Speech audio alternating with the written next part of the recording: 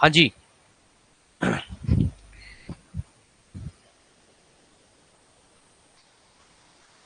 तो क्लास है किसके बारे में? आज बीजेटी के बारे में, ठीक है। बाइपोलर जंक्शन ट्रांजिस्टर, जो किससे बना है? सेमीकंडक्टर मटेरियल से बना है, राइट। सेमीकंडक्टर मटेरियल से बना है। जनरली बीजेटी की जो फुल फॉर्म होती है वो क्या होती है? पहली लाइन में लिखा हुआ है। हाँ जी, क्या लिखा हुआ है? Bipolar junction transistor. एक एक पॉइंट इंपॉर्टेंट है एग्जाम के लिए, ठीक है। और आज की क्लास में ये जो आप टेबल देख रहे हो, जैसे मैंने एक दो दिन पहले कहा था कि table I will provide you, ठीक है, ये भी पीडीएफ में आपको मिल जाएगी, ठीक है। ये टेबल है जिसके ऊपर क्वेश्चन आता है एग्जाम के अंदर, चाहे वो जेई एग्जाम हो, एई हो, या फिर बिल्कुल लो लेवल क्लास डी हो। बताऊंगा लेवल ऑफ क्वेश्चन कैसे कैसे चेंज होता है। फिर एक न्यूमेरिकल के लिए एक फॉर्मूला पड़ा है, राइट। Current in BJT. इसके बाद ये जो स्क्रीन पर आप फॉर्मूला देख रहे हो, ये वाला फॉर्मूला, इस पे ए अच्छे एग्जाम में आप जाओगे तो ये लीकेज करंट के ऊपर फॉर्मूला दे रखा है, उसके अंदर ये फॉर्मूला लगता है, और इस पे भी क्वेश्चन आएगा। ये न्यूमेरिकल पॉइंट ऑफ व्यू से इंपॉर्टेंट है, राइट। उसके बाद करंट गेन्स के ऊपर क्वेश्चन है। Current gain alpha beta gamma, आप स्क्रीन पर देख पा रहे होंगे, अल्फा बीटा गामा, ये बीजेटी के करंट गेन होते हैं, ठीक है। उसके बाद एक थ्योरेटिकल सा टॉपिक है अर्ली इफेक्ट, क्या है, इस पे भी क्वेश्चन आता है। और क्योंकि आपने बीजेटी पढ़ा है, बीजेटी दो कैटेगरी में डिवाइड होता है, एनपीएन और पीएनपी। एक और भी डिवाइस है जिसकी दो कैटेगरी है, फेट जेफेट, और फेट की दो कैटेगरी है, जेफेट और मोसफेट, जेफेट और मोसफेट। तो ये सारा कुछ यहाँ पर दे रखा है, ठीक है। ये जेफेट का जो फॉर्मूला है जिसपे न्यूमेरिकल बन सकता है। और एक और टेबल यहाँ पर गिवन है जिसपे आपको रेक्टिफायर की कंपैरिजन टेबल की मैं बात कर रहा था कल लास्ट क्लास में, राइट। तो अकेली इस पूरी पीडीएफ के अंदर एग्जाम के 4 या 5 क्वेश्चन हैं, समझ में आया? इस आप देख लीजिए पेपर उठा के कि आपको रेक्टिफायर से क्वेश्चन आता है कि नहीं आता है, उसकी प्रॉपर्टी से। इसमें रिपल फैक्टर का कल क्वेश्चन पढ़ रहे थे हम। Ripple factor half wave full wave के लिए कितनी होती है, एफिशिएंसी को लेकर क्वेश्चन बनता है, राइट। मोस्ट ऐसा कोई पेपर नहीं होता जहां इन पॉइंट्स में से क्वेश्चन ना बने। ये इफेक्ट की कॉमन प्रॉपर्टीज हैं। अर्ली इफेक्ट पे क्वेश्चन फ्रेम होता है, ठीक है। करंट गेन्स पे क्वेश्चन फ्रेम होता है, करंट गेन इन बीजेटी पे फ्रेम होता है, और ये मोड ऑफ ऑपरेशन पे क्वेश्चन आता है। और बीजेटी के कॉमन पॉइंट्स, जो बीजेटी के लिए common feature, some important point है बीजेटी के, जिस पे क्वेश्चन फ्रेम होता है, राइट। तो ये सब्जेक्ट की सेकंड पीडीएफ है, इसको एक बार देख लो, समझ लो, राइट। ये काम आपको आने वाली है, ठीक है। पहली बात, बीजेटी की फुल फॉर्म पता चल गया, बाइपोलर जंक्शन ट्रांजिस्टर। लेकिन एक चीज ध्यान रखना, अगर आप ये सोच रहे हो कि आज की क्लास में आके बस पीडीएफ तो वैसे भी मिल जानी है, खुद ही जाके पढ़ लेंगे, बनेगी नहीं पीडीएफ से पूरी बात, देख लेना आप, राइट। क्योंकि मैं कराऊंगा इसी ढंग से आपको।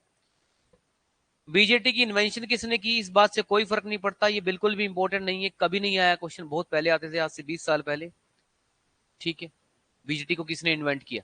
और अगर आपको ये क्वेश्चन करना था तो आपको अर्थ पे 20 से 30 साल पहले आना चाहिए था, समझ में? अगर आप लेट हो तो फिर आप न्यूमेरिकल करो। आज के टाइम में थोड़ा ट्रेंड बदल गया। ये क्वेश्चन अब हिस्ट्री क्यों पूछेगा आपसे, किसने बनाया, कब बनाया? क्योंकि बीजेटी तो अब यूज ही नहीं होता। क्या यूज हो रहे हैं आजकल? मोसफेट्स। तो अल्टीमेटली जब ट्रेंड में नहीं है तो फिर इसकी हिस्ट्री पूछेगा भी क्यों? हिस्ट्री तो मोसफेट के नहीं पूछता एग्जाम में, समझ में आया? आप देखिए ना जाके क्वेश्चन, तो हिस्ट्री वाले क्वेश्चन अब नहीं आते। हाँ, current control, voltage control, power control, इस तरह के पैरामीटर पे क्वेश्चन बनता है। तो आप क्वेश्चन नंबर, इस क्वेश्चन का ये वाला पॉइंट स्टार मार्क्स करिए पहले। बीजेटी एक करंट कंट्रोल डिवाइस है, सीसीडी। क्या है?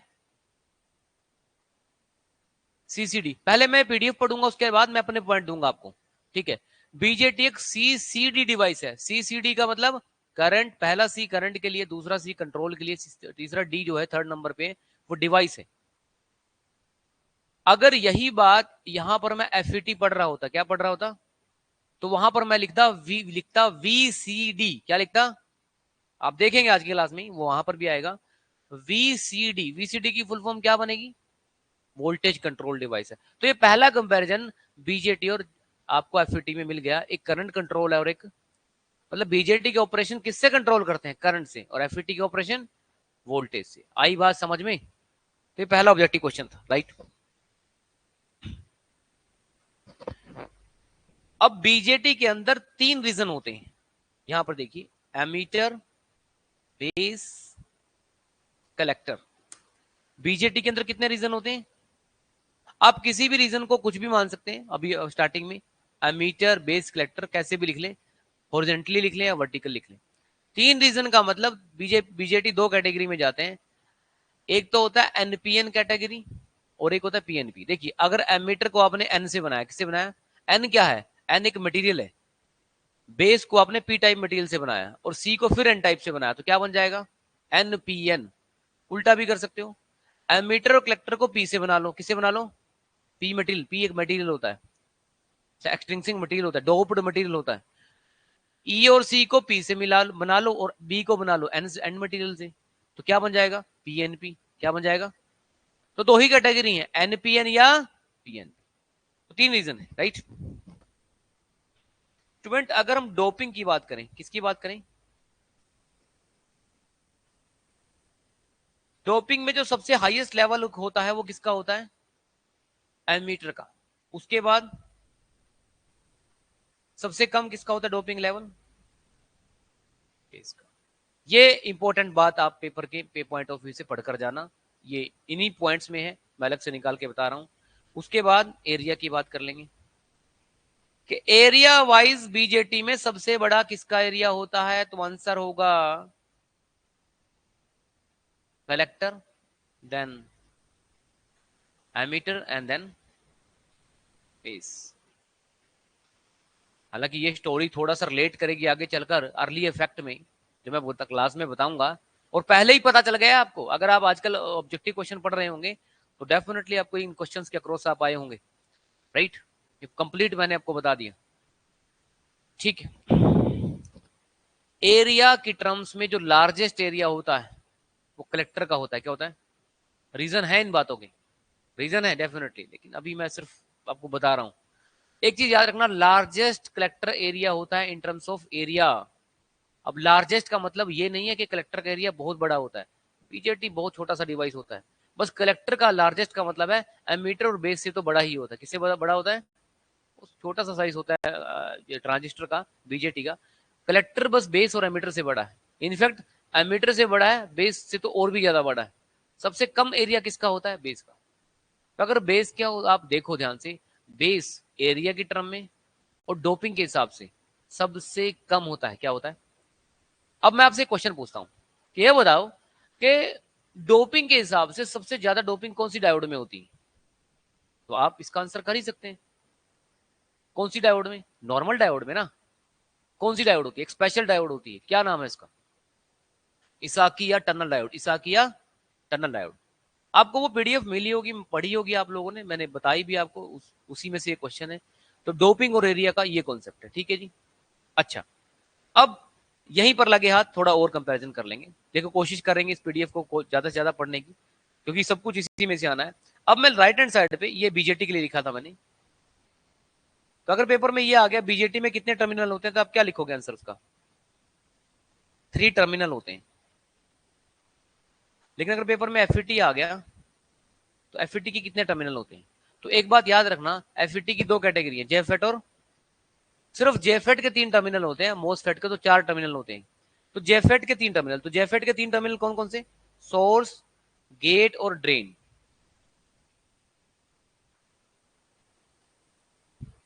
सोर्स, गेट और ड्रेन। अच्छा, यहां पर सोर्स, गेट, ड्रेन की डोपिंग का कोई बड़ा या कम नहीं होता, इक्वल लेवल होता है, कोई दिक्कत नहीं है। यहां पर क्वेश्चन कुछ और बनेगा। एफईटी के वैसे टर्मिनल कितने होते हैं? एफईटी के भी कितने टर्मिनल होते हैं? मैं बताऊंगा डोपिंग वगैरह का क्यों फर्क नहीं पड़ता, लेकिन टर्मिनल तो यहां भी 3 होते हैं।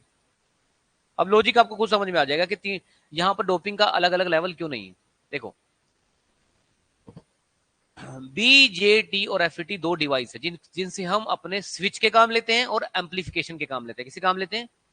क्या बीजेटी स्विच की तरह काम करेगा? बिल्कुल। अगर बीजेटी ऑन ऑफ होता है, एफईटी ऑन ऑफ होता है, तो ये किसकी तरह काम करेगा? एक स्विच की तरह। Diode connect as a switch, BJT connect as a switch, FET connect act as a switch.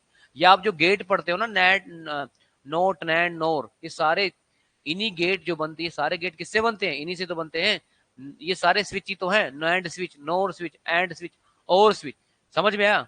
उन सबको जब इंटरनली बनाया जाएगा, इंटरनली जो स्ट्रक्चर रखा जाएगा, उनमें इन्हीं से रखा जाएगा। या बीजेटी से बनेगा या फेट से बनेगा। अच्छा, अगर ये तो जेफेट का था, और वो अगर मोसफेट होता तो मोसफेट के पेपर में कितने टर्मिनल लिख के आओगे आप?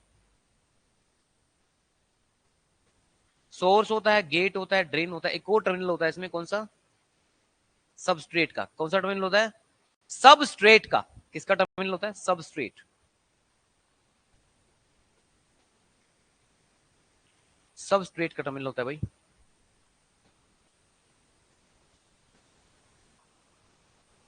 ठीक है, सबस्ट्रेट को आप बॉडी भी बोल सकते हैं, body, body of the device, उस डिवाइस की बॉडी। तो मोसफेट के कितने टर्मिनल होते हैं? 4 टर्मिनल होते हैं। कितने टर्मिनल होते हैं? यहां पर मोसफेट में आप लिखेंगे देयर आर 4 टर्मिनल। कितने टर्मिनल होते हैं? 4 टर्मिनल होते हैं। कितने होते हैं? अब अब बात ध्यान से सुनेंगे। एमीटर और कलेक्टर डिफरेंट डोपिंग लेवल होते हैं, यस और नो? मतलब ये कह रहा है कि एमीटर को आप, एमीटर की डोपिंग हाई करने का एक रीजन होता है कलेक्टर से ज्यादा, क्योंकि एमीटर को सोर्स की तरह काम करना है। एमीटर पे जितना ज्यादा आप कैरियर बनाओगे उतने ज्यादा कैरियर वो कहां पर पहुंचेंगे? कलेक्टर पे पहुंचेंगे। तो सोर्स में जितना ज्यादा चार्ज कैरियर डालोगे उतने ही कैरियर आपके करंट की कैपेबिलिटी बढ़ेगी, और उतने ही ज्यादा चार्ज कैरियर कहां पर पहुंचेंगे? कलेक्टर पे पहुंचेंगे। कलेक्ट करेगा कलेक्टर चार्ज कैरियर को। तो ऑब्वियस सी बात है, अगर करंट ज्यादा चाहिए तो ज्यादा चार्ज कैरियर डालने पड़ेंगे इसमें, एमीटर में ज्यादा डोपिंग करनी पड़ेगी एमीटर में। पर आप क्या एमीटर और कलेक्टर को आपस में इंटरचेंज कर सकते हो? मतलब आपके पास बीजेटी में लिखा होता है, ये बीजेटी के 3 टर्मिनल होते हैं, ये बाहर ओपन है, आपको पता है ये सेंटर वाला बेस है, उसके बाद ये एमीटर का होगा, ये कलेक्टर का होगा। तो ये कह रहा है कि क्या एमीटर को कलेक्टर या कलेक्टर को एमीटर की तरह यूज कर सकते हैं? नहीं, क्योंकि एमीटर की डोपिंग हमने रखी ज्यादा है। तो एमीटर और कलेक्टर कभी भी आपस में इंटरचेंज नहीं हो सकते। एमीटर को आप कलेक्टर और कलेक्टर को एमीटर की तरह यूज नहीं कर सकते, क्योंकि डिफरेंट डोपिंग लेवल है। इसलिए बीजेटी को एक नाम दिया गया है।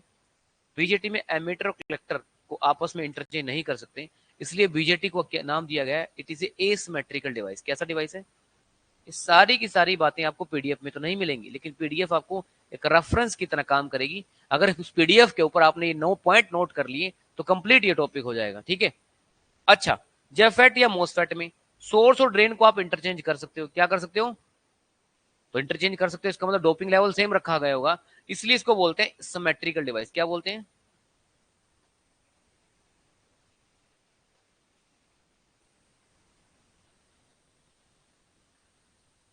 अरे आया समझ में? तो ये तो सिमेट्रिकल और एसिमेट्रिकल कंपोनेंट के ऊपर बात होगी, किसके किसके बात में? बीजेटी, जेफेट और मोसफेट के। ये भी बता दिया बीजेटी सीसीडी है, और फेट, जेफेट और मोसफेटो सारे वीसीडी हैं, वो वोल्टेज कंट्रोल डिवाइस है। समझ में आया? इनको स्विच की तरह का यूज कर सकते हैं, इनको एम्पलीफिकेशन की तरह यूज कर सकते हैं, इनको ऑसिलेटर की तरह यूज कर सकते हैं। किसकी तरह यूज कर सकते हैं? ऑसिलेटर कैसे बनेगा कोई एम्पलीफायर? मतलब कोई बीजेटी ऑसिलेटर कैसे बनेगा? अगर उस सर्किट में आपने, देखो एम्पलीफायर में नेगेटिव फीडबैक लगाते हैं, अगर उसी एम्पलीफायर में आपने पॉजिटिव फीडबैक लगा दी, तो पॉजिटिव फीडबैक लगती है वो डिवाइस ऑसिलेटर बन जाए। क्या बन जाएगा? एम्पलीफायर और ऑसिलेटर में एक चीज का फर्क होता है। किस चीज का? फीडबैक का। एम्पलीफायर कंटेन नेगेटिव फीडबैक और ऑसिलेटर कंटेन पॉजिटिव फीडबैक। बात याद रखना हमेशा। हालांकि मैंने फॉर्मूले भी बताए एक दिन, आपको याद होगा, मैंने एमसीक्यू करवाए थे लास्ट टाइम। आपको नेगेटिव फीडबैक और पॉजिटिव फीडबैक के फॉर्मूले दिए थे, याद है कुछ? ए ओपोन ए प्लस वन, वन प्लस ए बीटा, ए ओपोन वन माइनस ए बीटा। और उस पर क्वेश्चन भी आया हुआ है प्रीवियस ईयर में, नेगेटिव फीडबैक और पॉजिटिव फीडबैक के ऊपर न्यूमेरिकल। देखा आप लोगों ने? तो आज मैंने कहा ना कि अभी आने वाली क्लासेस में सब कुछ धीरे धीरे चीजें आएंगी। ठीक है। तो ये सब कुछ आपने देख लिया, ये एमसीक्यू क्लास में हम देख रहे थे इस तरह की चीजें। तो यहां तक हम कंप्लीट कर चुके हैं, राइट?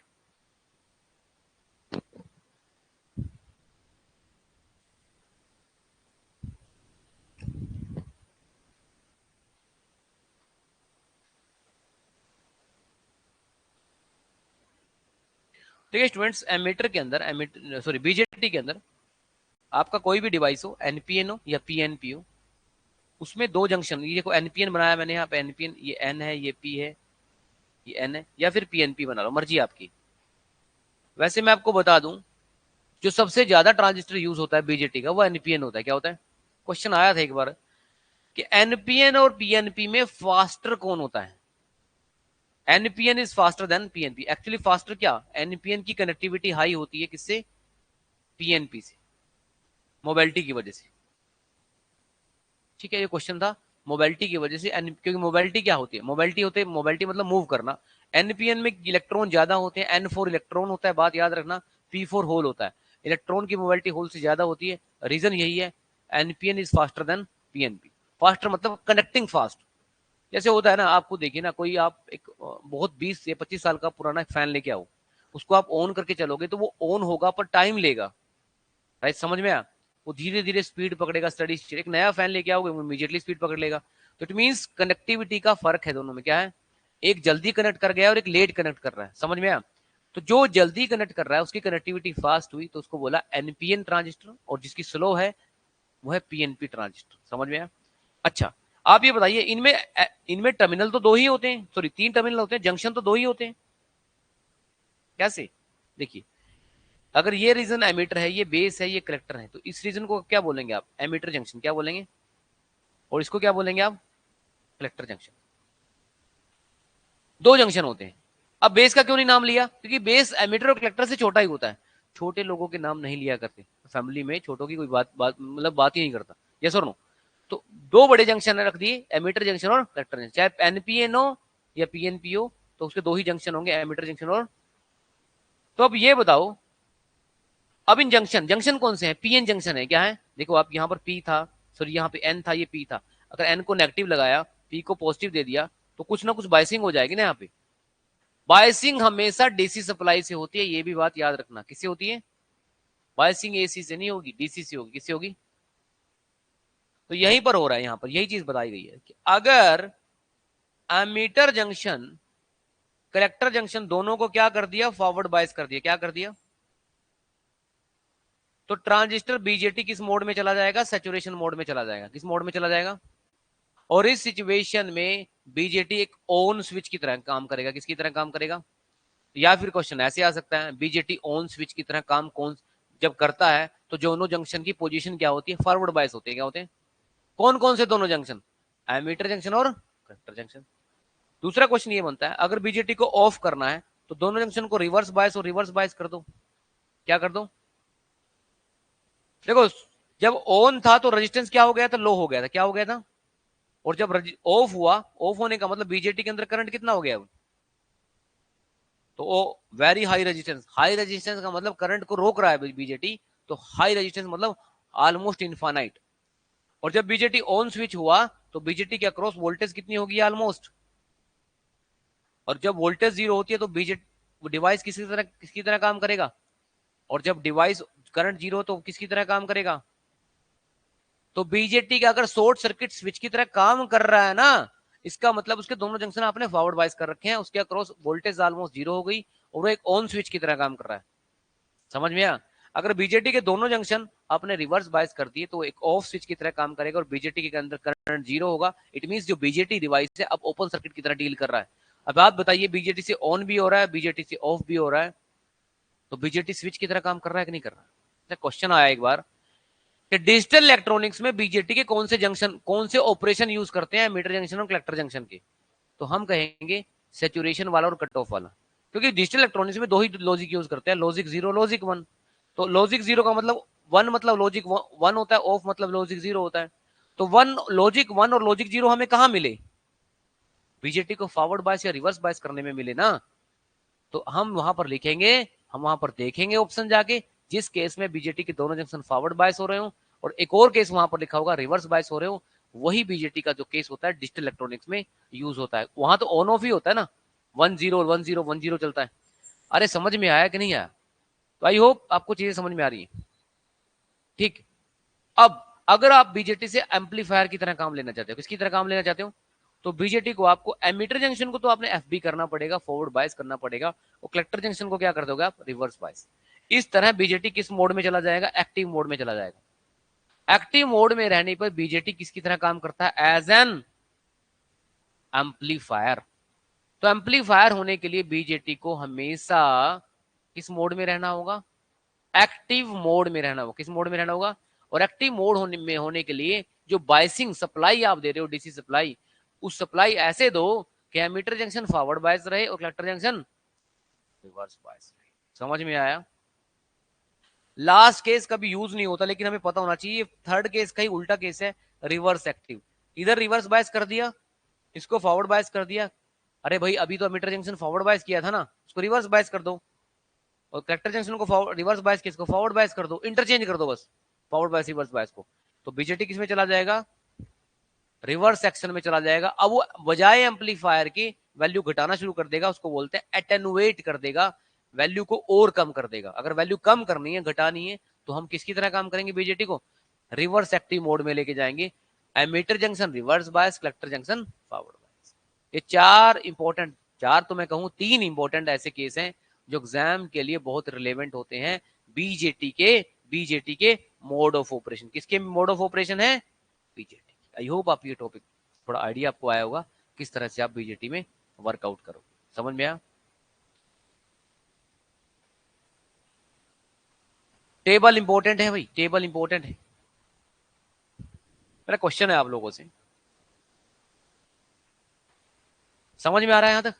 क्वेश्चन है आप लोगों से कि अगर ये एक बीजेटी लगा हुआ है इस तरह से, और यहां पर हम कोई सप्लाई दें, सप्लाई मतलब माइक्रोफोन है, यहां कुछ बोल रहे हो आप, तो बीजेटी के आउटपुट में यहां पर आपने क्या लगाया, एक सेकेंड,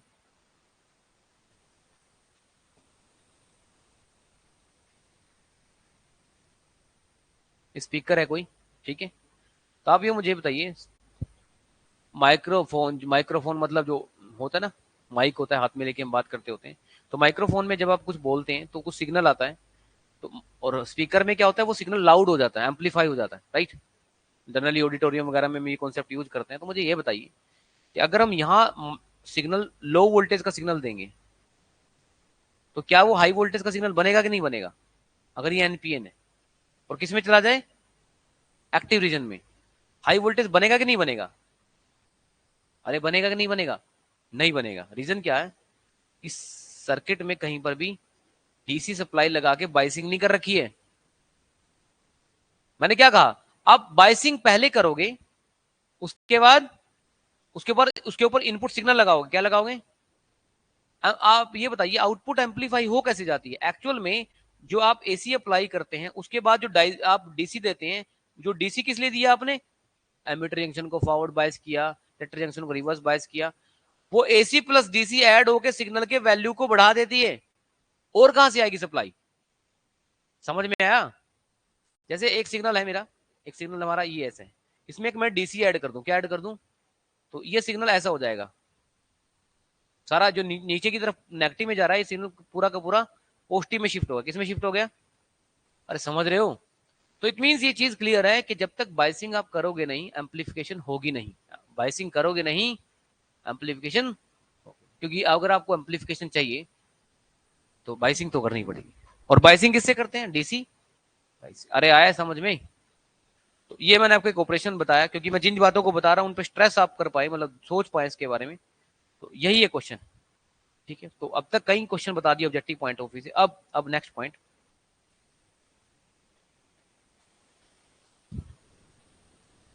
ये रिलेशन बड़ी इंपॉर्टेंट है, ये न्यूमेरिकल में आपको काम आएगी। ये रिलेशन आप ऐसे, इसको मैं सर्कल कर रहा हूं ऐसे, एक नोट आज बना लें आप। ये जो आपके डिवाइस होते हैं, सेमीकंडक्टर डिवाइस, ये सारे टेम्परेचर सेंसिटिव होते हैं। क्या होते हैं, इसका मतलब ये हुआ कि यहां पर जो बीजेटी के अंदर, डायोड के अंदर भी, बीजेटी के अंदर भी, दोनों के अंदर एक प्रॉब्लम है। उस प्रॉब्लम को बोलते हैं लीकेज करंट। क्या बोलते हैं, क्या बोलते हैं, ये बीजेटी में भी होता है और डायोड में भी होता है। इसका वैसे डायोड के अंदर नाम है I0, और आज बीजेटी में इसका नाम रखते हैं IC0। इसकी खास बात है, ये डबल हो जाता है फॉर एवरी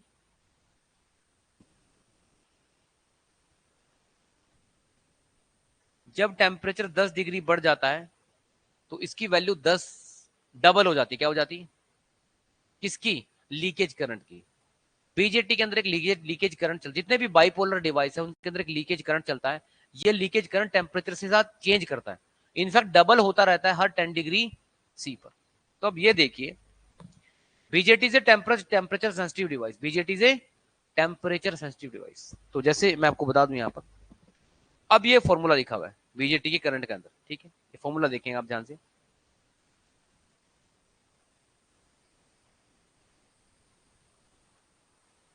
देखिए ध्यान से देखिए आप, ये बीजेटी का जंक्शन है, ये बीजेटी है आपका।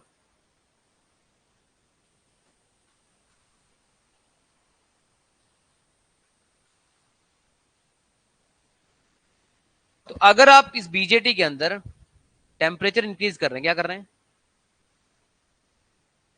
तो इस रीजन में करंट फ्लो कर रहा होगा, उसको क्या कहेंगे, आईसी।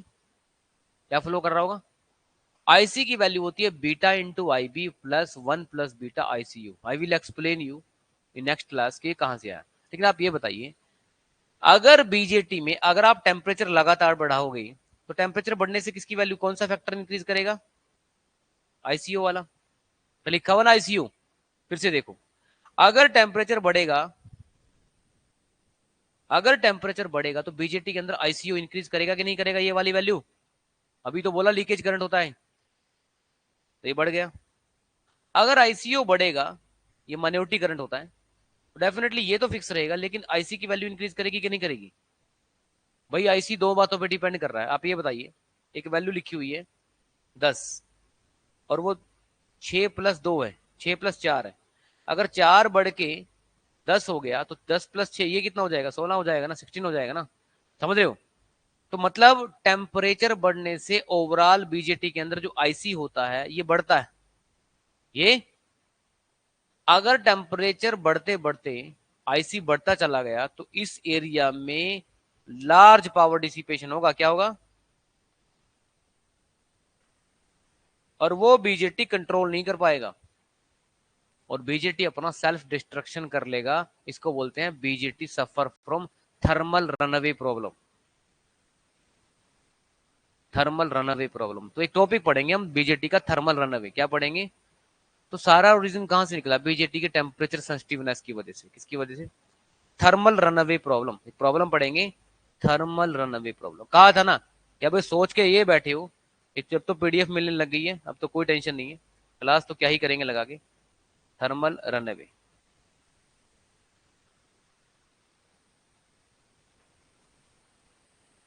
अब मुझे अपने दिमाग से बताओ, एफईटी में लीकेज करंट नहीं होता, एफईटी में जब वहां लीकेज करंट नहीं होता, तो फिर मुझे लगता है वो उसकी टेम्परेचर स्टेबिलिटी बनी रहेगी, क्योंकि उसका उसके अंदर करंट बढ़ेगा ही नहीं टेम्परेचर की वजह से। टेम्परेचर बढ़ता जाएगा, उसका करंट बढ़ेगा नहीं, तो मतलब उसका सेल्फ डिस्ट्रक्शन नहीं होगा, सेल्फ डिस्ट्रक्शन नहीं होगा, थर्मल रनअवे प्रॉब्लम। एफईटी सफर नहीं करता थर्मल रनअवे प्रॉब्लम, मतलब एफईटी की जो थर्मल स्टेबिलिटी, टेम्परेचर स्टेबिलिटी होती है, एक्सीलेंट होती है। क्या होती है, अगर बीजेटी और एफईटी को दो लोगों को खड़ा कर दिया जाए, तो एक्सीलेंट थर्मल कंडीशन, एफईटी को कोई एसी की जरूरत नहीं है, वो तो आराम से खड़ा हूं, धूप में खड़ा हूं। लेकिन बीजेटी 2 मिनट बाद कहेगा मुझे एसी में लेके चलो, कहाँ लेके चलो, मुझसे सहन नहीं हो रही है गर्मी, क्यों, double for every 10 degree, yes और no. Excellent thermal stability fat की होती है, बीजेटी की मत लिखाना पेपर में, बीजेटी की लेस थर्मल स्टेबिलिटी होती है। थर्मल मतलब टेम्परेचर सेंसिटिविटी बहुत कम होती है, क्योंकि जैसे जैसे टेम्परेचर बढ़ेगा बीजेटी अपने आप को हीट करना शुरू कर देगा। आपने देखा होगा पावर बीजेटी जो होती हैं, अगर आपने कभी लैब में एक्सपेरिमेंट किए, उन बीजेटीज के ऊपर ना एक मेटल शीट लगी होती थी। क्या लगी होती थी, क्यों लगी होती थी, वो बीजेटी जब हीट होगा तो वो मेटल शीट उस हीट को अब्सॉर्ब कर लेगी और एनवायरमेंट में क्या कर देगी, डिसिपेट कर देगी। क्या कर देगी, क्योंकि मेटल हीट को जल्दी पकड़ता है ना। तो ये पावर बीजेटीज के साथ होता था, ठीक है। लेकिन अब तो मार्केट में बीजेटीज का ट्रेंड नहीं रहा, तो चीजें इस तरह से हो गई कि अब मोसफेट वगैरह आ गए, और उनमें टेम्परेचर स्टेबिलिटी का कोई दिक्कत नहीं है, वो एक्सीलेंट थर्मल स्टेबल होते हैं। हाँ जी, यहां तक समझ में आया कि नहीं आया।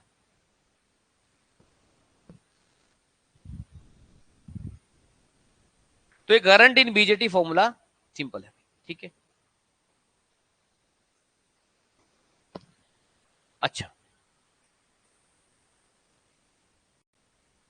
अब मैं आपसे बात करता हूँ कि बीजेटी के ऊपर ना अभी आप देखो, जब आप कोई एम्पलीफायर लेकर आते हैं ना, तो पहले तो एम्पलीफायर को एम्पलीफायर बनाते हो। आप मार्केट से एम्पलीफायर लेकर आए, उसको डीसी आपने दिया नहीं, बाइसिंग की नहीं, और उसमें आप बोलने लगे हेलो हेलो, नहीं, वो वॉल्यूम नहीं उठाएगा। क्यों नहीं की, आपने बाइसिंग नहीं की, क्या नहीं की।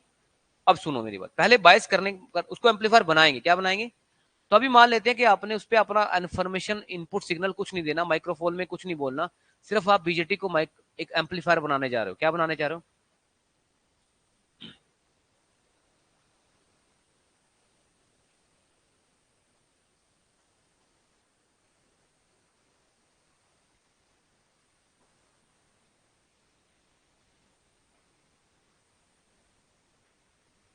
हाँ जी,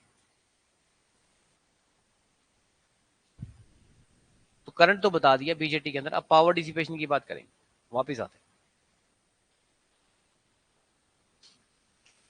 ये देखने में तो सिंपल सा फॉर्मूला लग रहा है, लेकिन ये इंटरेस्टिंग है। Power dissipation in BJT, power dissipation in BJT, सुनिए ध्यान से, देखिए बीजेटी के अंदर जो पावर डिसिपेशन होती है, बीजेटी के अंदर देखिए, यहां से देखिए, इधर देखिए, ये पॉइंट क्या है, कलेक्टर, ये पॉइंट क्या है, एमीटर। तो अगर आप वोल्टमीटर लेकर आओगे तो वोल्टमीटर क्या रीड करेगा, सी से लेके ई तक की वोल्टेज, तो इसको क्या बोलोगे आप, वी सी ई। इसकी वैल्यू कैसे निकालोगे आप, वी सी माइनस वी, ये ड्रॉप आ जाएगा किसके क्रॉस, बीजेटी के क्रॉस। कितना ड्रॉप बना, वीसी माइनस वी करके। बीजेटी के अंदर कौन सा करंट बह रहा है, आईसी। तो ये बीजेटी का पावर डिसिपेशन आ जाएगा। तो बीजेटी का पावर डिसिपेशन होता है आईसी इंटू वीसीई।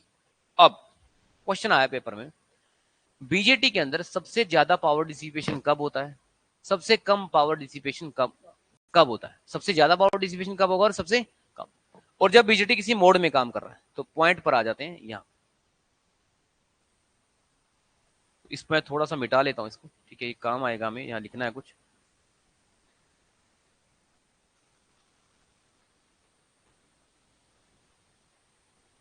हाँ जी, आप यहां देखिए, जब बीजेटी के अंदर आप पावर डिसिपेशन निकालोगे P इक्वल टू वी आई, तो बीजेटी के अंदर क्या है, ऑन स्विच है, ऑन स्विच क्या है।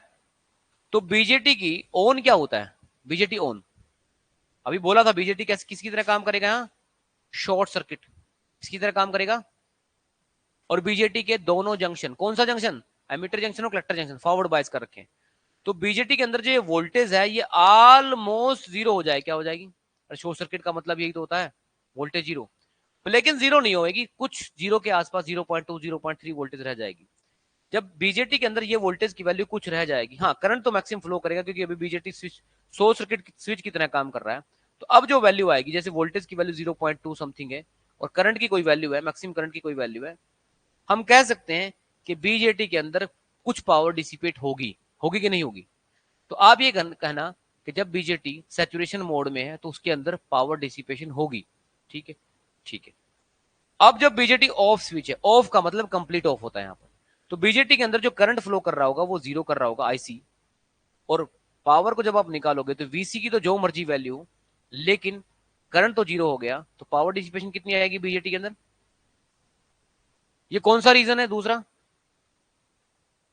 तो एक पॉइंट नोट कर लेंगे, जब बीजेटी कट ऑफ में है तो इसके क्रॉस कोई भी पावर डिसिपेट नहीं होती, no power dissipation, no power dissipation, समझ में आया, नो पावर डिसिपेशन, कोई भी पावर डिसिपेट नहीं होगी अगर बीजेटी आपने ऑफ रखा हुआ है, क्या रखा हुआ है। लेकिन अगर ऑन है ना, तो उसके अंदर कुछ तो पावर डिसिपेट हो रही होगी, कुछ तो पावर। लेकिन जीरो पावर डिसिपेशन, समझ रहे हो, कुछ भी नहीं का मतलब क्या होता है, अरे कुछ भी नहीं का क्या मतलब, जीरो। अगर बीजेटी के अंदर जीरो पावर डिसिपेशन है, इट मींस वो अभी आइडल मोड में, कौन से मोड में, कट ऑफ मोड में, किस मोड में, कट ऑफ। अब देखिए, जब बीजेटी की थर्ड कैटेगरी की बात करें, बीजेटी एम्पलीफायर की तरह काम कर रहा होगा, तो क्या होगा, अभी थोड़ी देर पहले क्या हो रहा था, या तो वी कम हो रहा था या आई कम हो रहा था, ये सुनो।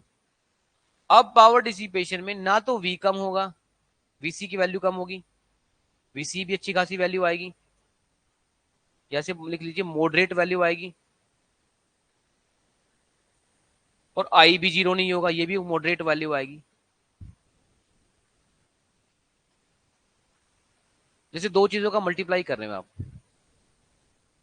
दो चीजों का मल्टीप्लाई कर रहे हो, एक वी है और एक आई है, तो 2 into 3 चलो 6 आ गया, फिर आपने वी को कम करके कितना कर दिया, 0.1 कर दिया इंटू 3, तो कुछ तो आ ही गया, वी को कम कर दिया। अब आई को कम कर दो, आई को कम करके ऑलमोस्ट जीरो कर दो, ये टू ही रखो, अब कितना आ गया, कुछ वैल्यू जीरो आ गई। अब ना आपने टू कम करना है ना आपने थ्री थ्री थ्री थ्री कम करना है, एक मॉडरेट वैल्यू आ रही है, इसको छोड़ दो अब। तो ये फिर से आंसर कितना आ रहा है, जो जब बीजेटी एक्टिव मोड में होता है ना तो करंट कम होता है ना वोल्टेज कम होती है, तो सबसे ज्यादा मैक्सिमम पावर डिसिपेशन जो बीजेटी के क्रॉस होती है जब वो एम्पलीफायर की तरह काम कर रहा होता है, एक्टिव मोड में होता है, किसमें होता है, तो नोट क्या बनेगा, maximum power dissipation across BJT when it is in amplification state, समझ में आया।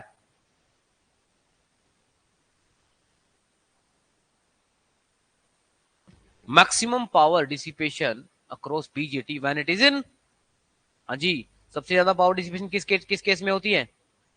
एक्टिव रीजन में। ये पॉइंट नोट कर लेना।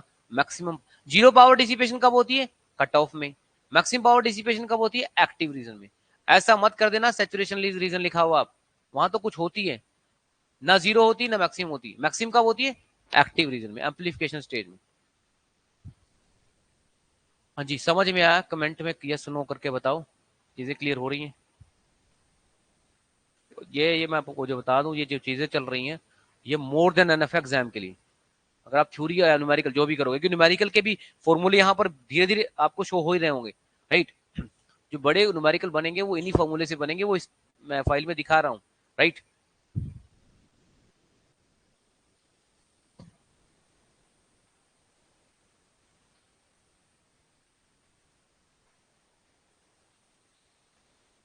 देखिए स्टूडेंट्स, अब बीजेटी के अंदर तीन रीजन है: common base, common ammeter, common collector. क्या?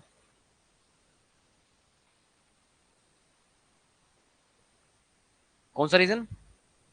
Common collector. क्यों है ऐसा? ये रीजन क्यों बनाए? ठीक है, एक्चुअल में आप बताइए, मेरे पास दो बैटरी पड़ी है, दो बैटरी सप्लाई है, दो बैटरी की सप्लाई। मान लिया आपने बीजेटी उठाया, एमीटर है हमारे पास, बेस है, कितने टर्मिनल बाहर निकले हुए हैं? एक, दो, तीन। वोल्टेज के कितने टर्मिनल है? एक है, दो है, तीन है, चार है। इसका मतलब एक टर्मिनल को क्या करना पड़ेगा? आपको कॉमन करना पड़ेगा। जो टर्मिनल आप कॉमन कर रहे हो वही बनेगा common base, common ammeter, common collector. ये सुनो, क्योंकि आपके पास टर्मिनल सब जो डिवाइस आपका है बीजेटी, उसके तीन टर्मिनल है, सप्लाई के तो चार टर्मिनल हो जाएंगे ना। उसी हिसाब से बन गया common base, common ammeter, common collector. अब जब आप common base, common collector, common ammeter बनाओगे तो तीन कन्फिग्रेशन बन जाएंगे, तीन एम्पलीफायर बन जाएंगे। एक होगा common base amplifier, common ammeter amplifier और कॉमन कलेक्टर एम्पलीफायर। अब होगा क्या, पेपर में क्वेश्चन इनके कंपैरिजन चार्ट पे आएंगे, और कंपैरिजन चार्ट मैंने यहां दे रखा है। इससे पहले कि आप इसकी डिटेल पढ़ें, इसका कंपैरिजन चार्ट मैंने दे रखा है, राइट। अच्छा, इसके कंपैरिजन चार्ट के लिए आपको एक दिन का और वेट करना पड़ेगा, एक और पीडीएफ मुझे अपलोड करनी है। लेकिन मैं आपको अभी बीजेटी के अंदर बता दूं कि तीन रीजन होते हैं जिसके हम कल पढ़ेंगे: कॉमन बेस, कॉमन एमिटर और common collector, right. Common base, common emitter और कॉमन कलेक्टर। उसकी भी जैसे मैंने टेबल पढ़ी ना ऊपर वाली, एक टेबल और पढ़ने वाले, राइट। उसमें सारे चीजें कवर हो जाएंगी, ठीक है।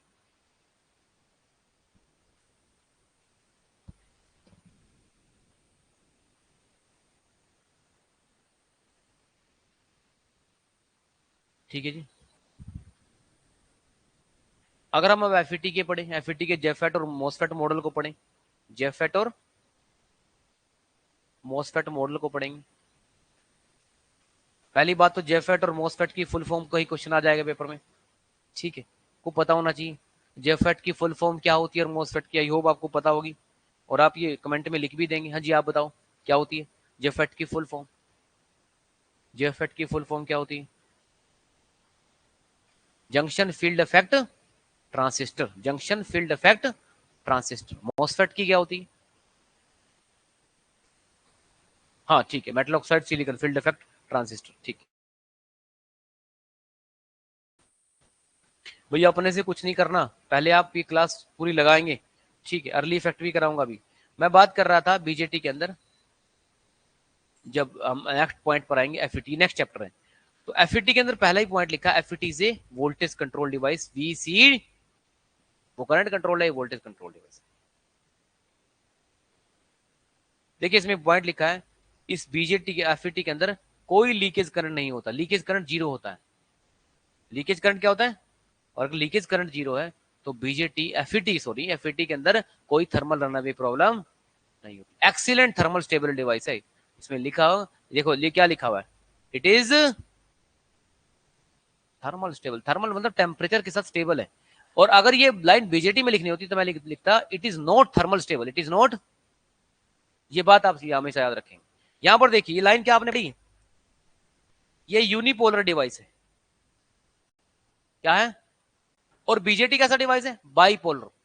बाईपोलर मतलब बीजेटी में जो करंट बनता है वो इलेक्ट्रॉन और होल दोनों की वजह से बनता है। किसकी वजह से बनता है? और जब फैट में या तो इलेक्ट्रॉन की वजह से करंट बनेगा या होल की वजह से। तो क्या हुआ फिर, एक ही तरह के चार्ज कैरियर हो तो क्या बोलेंगे, यूनी, क्या बोलेंगे, यूनिपोलर। और बीजेटी को क्या बोलते हैं, बाईपोलर। क्या बोलते हैं, समझ में आ रहा है कि नहीं आ रहा है? ओके,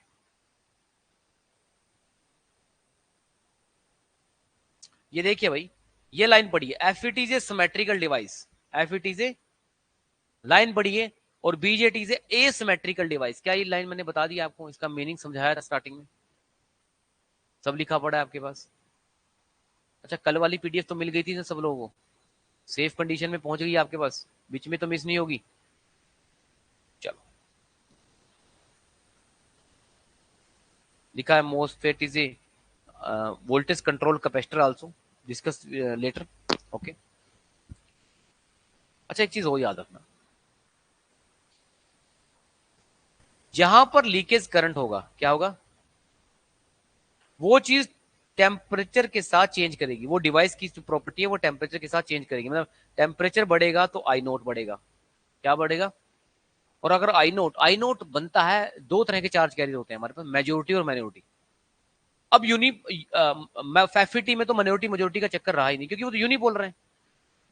मेजोरिटी और माइनॉरिटी वहीं पर बनेंगे जहां पर दो तरह के चार्ज कैरियर हो। जब एक क्लास में सारे इलेक्ट्रिकल के बच्चे हैं तो ये कह ही नहीं सकते आपके मेजोरिटी किसकी है माइनॉरिटी किसकी है। इलेक्ट्रिकल में दो बच्चे, 10 इलेक्ट्रिकल के बच्चों में एक सिविल का हो तो हम कहेंगे इलेक्ट्रिकल मेजोरिटी में, इलेक्ट्रिकल सिविल माइनॉरिटी में। तो बीजेटी में बनती है मेजोरिटी माइनॉरिटी की बात, कि जैसे हम कह सकते हैं इलेक्ट्रॉन ज्यादा है, और तो भाई हम बोल सकते हैं कि अभी मेजोरिटी किसकी है, इलेक्ट्रॉन की है, और माइनॉरिटी किसकी है, होल की। इसलिए वो बाइपोलर है भी। कहना मैं ये चाह रहा हूं, अगर कहीं पर माइनॉरिटी कैरियर, जो आई नोट कैरियर आता है, आई नोट करंट आता है, वो किसी वजह से आता है, माइनॉरिटी चार्ज कैरियर की वजह से आता है। क्योंकि माइनॉरिटी मेजोरिटी का कॉन्सेप्ट है ही बीजेटी में। मैंने क्या कहा, ये करंट कहां आता है, बीजेटी या बीजेटी में आता है, किसमें आता है। तो जब बीजेटी में एन और पी है तो वहां पर बनेगा, एन में क्या है, इलेक्ट्रॉन ज्यादा, और पी में क्या है, होल ज्यादा। तो एन में अगर इलेक्ट्रॉन ज्यादा है तो क्या कम है, होल कम है। तो एन इलेक्ट्रॉन मेजोरिटी में हो गए, होल माइनॉरिटी में हो गए। तो अगर टेम्परेचर बढ़ रहा है, आई नोट बढ़ रहा है, तो माइनॉरिटी कैरियर, हाँ जी, जो माइनॉरिटी कैरियर का मतलब क्या होता है, आप ऐसे याद करिए, एक क्लास में अलग बाहर से आउटसाइडर आके बैठ गए, वो माइनॉरिटी चार्ज कैरियर है। जब माइनॉरिटी चार्ज कैरियर आएंगे तो उससे क्या हो जाएगा, वहां पर क्या इंक्रीज हो जाएगा, उस डिवाइस की नॉइस बढ़ जाएगी। क्या डिवाइस जिसके अंदर नॉइस ऑपरेशन बढ़ जाएंगे, क्या बढ़ जाएंगे। तो आप मुझे बताइए कि बीजेटी और फैट में से ज्यादा नॉइसी कौन सा होता है, या आप अपने एक्सपीरियंस से बताइए। क्लास में आप बैठे हैं, शुरू स्टार्टिंग से बैठे हैं, क्लास लगा रहे हैं, ज्यादा नॉइसी ऑपरेशन किसके होते हैं, बीजेटी। ठीक है जी। हालांकि मोस्फेट लेस नॉइस होता है then FET, then JFET, MOSFET में तो जेफेट से भी कम होता है। क्यों भाई, क्योंकि जो लाए सारी नॉइस है ना, मोस्फेट के चौथे टर्मिनल से निकल जाती है। जो मोस्फेट में कितने टर्मिनल होते हैं, 4, सबस्ट्रेट बॉडी टर्मिनल, वहां से फिल्टर आउट हो जाती है। तो आई होप आप ये चीजें समझ पा रहे हैं। अब आपने देखा कि बीजेटी और फेट में, बीजेटी और जेफेट या मोस्फेट में, इन तीनों में कंपैरिजन करा जाए तो हर तरीके से बीजेटी से बेस्ट है फैट, यस और नो। बीजेटी और, अगर मैं तीन तीन डिवाइस की कंपैरिजन करूं, बीजेटी या फैट की कंपैरिजन करूं खाली, तो बेस्ट डिवाइस कौन सा है, तो हमेशा एफईटी की एडवांटेज ज्यादा आएंगी, बीजेटी की कम आएंगी। लेकिन एक एरिया ऐसा भी है, कुछ तो अच्छाई होगी बीजेटी में, यस, बीजेटी इज का जो स्पीड होता है वो फास्टर देन एफईटी होते, क्या होते हैं, ये देखिए लाइन लिखी हुई है, BJT is faster than, BJT connecting fast than FET. BJT on off जल्दी होता है बजाय एफईटी के। ऑन ऑफ होने का मतलब समझते, जल्दी जल्दी ऑन ऑफ हो रहा है, मतलब हमें स्विचिंग ऑपरेशन करने हैं, तो जितने स्विचिंग ऑपरेशन आप करेंगे तो उतना वो डिवाइस फास्ट भी होगा। तो आप बीजेटी का एक एडवांटेज आपको मिलता है, वो है डिवाइस का ऑपरेशन फास्ट होता है, क्योंकि लिखा है बीजेटी का जो कनेक्टिंग प्रॉपर्टी है फास्टर देन, राइट। लेकिन अगर पावर की बात की जाए, पावर कंजम्पशन की बात की जाए, बीजेटी ज्यादा पावर कंज्यूम करते हैं कंपैरिजन टू फैट। बीजेटी तो लिखा है, बट पावर कंजम्पशन लार्ज होती है बीजेटी की देन, ये नोट में लिखी है ना बात, नोट, पावर कंजम्पशन बीजेटी की ज्यादा होती है, स्पीड भी ज्यादा होती है। एफईटी की पावर कंजम्पशन, देखो पावर कंजम्पशन तो कम होनी चाहिए, यस और नो। आप मोबाइल जब लेते तो देखते हैं ना कितने एमएच की बैटरी आपके पास है, बैकअप कितना मिलता है, यस और नो। तो पावर कंजम्पशन तो कम से कम ही होनी चाहिए ना। तो एफईटी की पावर कंजम्पशन तो कम ही है, लेकिन स्लो है, वो क्या है? तो जो स्लो होना है वो एफईटी का एक डिसएडवांटेज है, क्या है? अदरवाइज सारे ही एडवांटेज। हाँ जी, समझ में आया?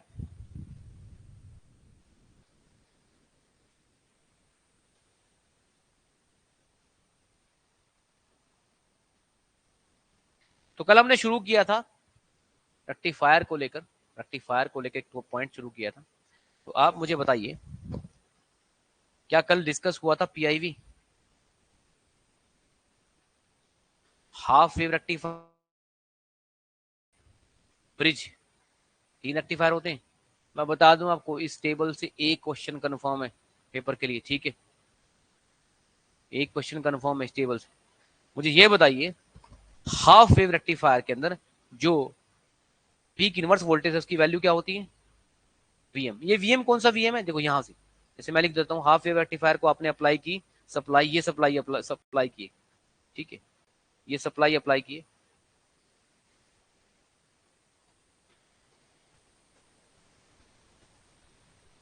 ठीक है। तो ये वैल्यू किसकी है? अरे यही तो होता है वीएम पीक वैल्यू। तो मुझे ये बताओ, पीआईवी वैल्यू, वैल्यू की व्हाट इज पीआईवी, पहले तो ये बताइए पीआईवी क्या होती है। अरे पीआईवी क्या होती है, कोई तो बताए। रोज आती हो, रोज सो के चले जाते हो यहाँ से। पीआईवी क्या होता है? मैंने कल स्पेशल डिस्कशन की थी पीआईवी को लेकर। सब्जेक्ट को सब्जॉर्व करना है ना क्लास में ही, और एज निकालना चाहते हो तो क्लास का रिवाइज करके आया करो। Peak inverse voltage, peak inverse voltage, right. देखिए मेरे पास भी सारे नोट्स हैं, 10 से 15 साल तक मैंने भी बहुत नोट्स इकट्ठे किए, लेकिन अगर मैं 15 दिन मैं भी ना पढ़ूँ ना, तो रोज मैं 1 घंटा इलेक्ट्रिकल और 2 घंटे नॉन टेक पढ़ के आता हूँ। मुझे भी रिवाइज करना पड़ता है, आपको भी करना पड़ेगा, ठीक है? ऐसा हो नहीं सकता एक बार पढ़ के सबको याद हो जाए, ठीक है? हाँ जी, पीक इनवर्स वोल्टेज, तो मैं ये कह रहा हूँ, ये क्वेश्चन में आना है पेपर में, 100% आएगा कि हाफ वेव रेक्टिफायर की पीआईवी वीएम होती है, सेंटर टाइप की कितनी होती है? 2 वीएम होती है, और उसकी कितनी होती है? मेरा क्वेश्चन आप लोगों से ये है कि बेस्ट पीआईवी किसका होता है?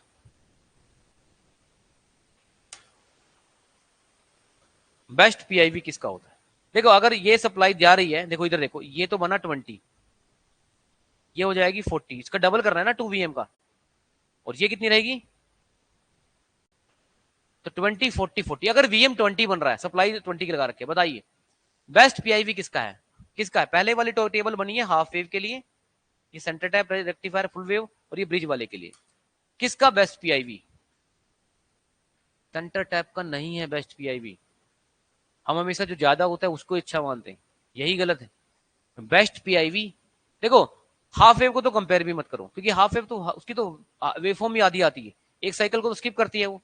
फुल वेव जब दोनों कंपेयर होंगे तो best PIV full wave rectifier. आपने सुना होगा ब्रिज रेक्टिफायर ज्यादा यूज होते हैं, सेंटर टाइप नहीं होते। यहाँ पर कंसेप्ट ये है कि इसका मतलब ये है, इसका पीआईवी का मतलब ये है, देखो जब डायोड रिवर्स बायस में जाती है, क्या जाती है? पीआईवी क्या होता है? रिवर्स बायस में डायोड के ऊपर पड़ने वाला स्ट्रेस, वो पीआईवी होता है। अब एक बात मुझे बताइए, इस एक डायोड है, उसका breakdown voltage reverse bias में 10 20 वोल्ट का, कितने का? ठीक है, रिवर्स ब्रेकडाउन वोल्टेज कितनी है इसकी? 20 वोल्ट। उस डायोड को अगर आपने ब्रिज में लगा दिया, ब्रिज रेक्टिफायर में लगा दिया, किसमें लगा दिया, तो उसके ऊपर कितना स्ट्रेस पड़ा है? सप्लाई ये लगाई 20 एन ओमेगा टी, डायोड के ऊपर कितना स्ट्रेस आया? 20 का ही आया। 20 ब्रेक डाउन है, और ऑलमोस्ट वो एज पे आ गई ब्रेक डाउन होने की, यस और नो? उसी डायोड को उठा के आपने सेंटर टाइप सर्किट में रख दिया, किसमें रख दिया? 100% ये डायोड ब्रेक डाउन में जाएगी, क्योंकि 20 से डबल स्ट्रेस कितना पड़ रहा है डायोड के ऊपर? 40 वोल्ट का, कितना? तो मतलब सेंटर टैप में आपको हाई रेटिंग की ब्रेक डाउन की वोल्टेज लगानी पड़ेगी, वो कॉस्टली होगा। डायोड पे पड़ने वाला स्ट्रेस डबल हो जाएगा, किसमें? सेंटर टैप में। अब आप चाहेंगे हाई वोल्टेज का, हाई ब्रेकडाउन वोल्टेज का क्या लगाना पड़ेगा? डायोड। ब्रिज रेक्टिफायर में लो डायोड भी चल जाती है, यस और नो? क्योंकि वो डबल ही नहीं करता, कितनी जो सप्लाई है उसी सप्लाई को उसी सप्लाई की मैक्सिमम वैल्यू को डायोड के ऊपर रिवर्स बायस में डाल देता है। सेंटर टाइप क्या करता है? डबल करके स्ट्रेस डालता है इसके ऊपर। तो मैं आपको नॉर्मल बात कह रहा हूँ, एक स्ट्रेस के साथ बोल रहा हूँ कि नहीं नहीं ऐसा नहीं हो जाएगा, आपको कुछ नहीं बनेगा, ये नहीं होगा। स्ट्रेस के साथ कोई चीज कही जाए तो सामने वाले पे ज्यादा इफेक्ट होता है ना, तो डायोड जल्दी ब्रेक डाउन हो जाए, क्या हो जाएगी, और हम कभी नहीं चाहते कि डायोड ब्रेक डाउन में जाए। तो आप ये हमेशा याद रखना, बेस्ट पीआईवी ब्रिज रेक्टिफायर का होता है कम होते हुए भी, समझ में आया, और लोग हाई किसका होता है, सेंटर टाइप का, वो बेस्ट नहीं है, वो बेस्ट नहीं। हाँ जी, ये पीडीएफ आपको आज मिल जाएगी, ये पीडीएफ आप गो थ्रू करेंगे, फिर कल यहीं से शुरू करेंगे इस चीज को। ये दोनों पीडीएफ खत्म करने के बाद हम सब्जेक्ट में आगे एंटर करेंगे। तो मैं आज भी बोल रहा हूँ, कल भी मैंने बोला, आप जरूर इसको स्टडी करना शुरू करो, समझ में आया।